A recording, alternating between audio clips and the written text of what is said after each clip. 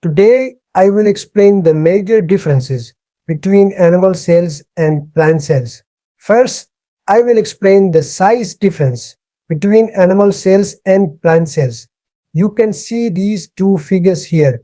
This is an animal cell which is generally smaller in size, while this is a plant cell which is larger in comparison. So, the first difference is that animal cells are smaller, whereas plant cells are larger. Now, let's move on to the second major difference, the boundary of the cell. Every cell has an outer boundary. In the case of animal cells, the outer boundary is called the cell membrane, as you can see here. Meanwhile, the plant cell has an additional layer called the cell wall, which surrounds the cell membrane.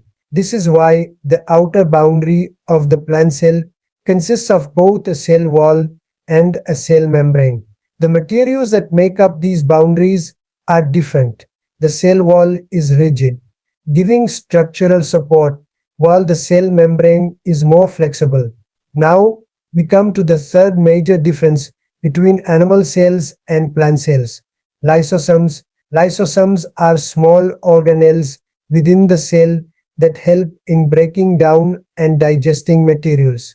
In animal cells, lysosomes are present in larger numbers, whereas in plant cells, they are much fewer. The fourth major difference is about plastids. Plastids are present in plant cells but are absent in animal cells. Now, you might be thinking, what are plastids? Plastids are organelles that give plants their color.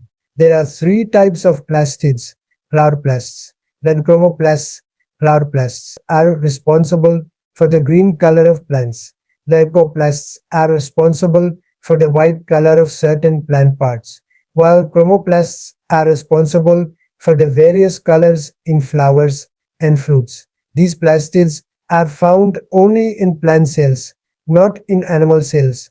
Now we come to the fifth difference, the Golgi bodies. Golgi bodies are prominent in animal cells, whereas in plant cells they are fewer and are found in the form of subunits called dictyosomes.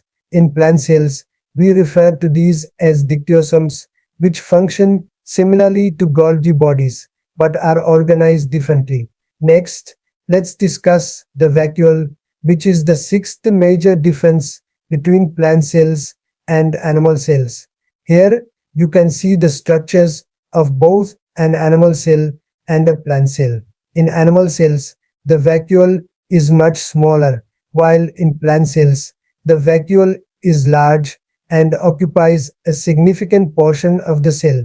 The vacuole in plant cells helps in storing nutrients and maintaining structural stability, while the vacuole in animal cells is smaller and has more specialized roles. Question of the day: what is the outermost layer of a plant cell? Only a genius can answer in the comments below. If you would like to watch my other lectures on topics like the lungs, kidneys, liver, brain and eyes, visit my channel to view my other videos.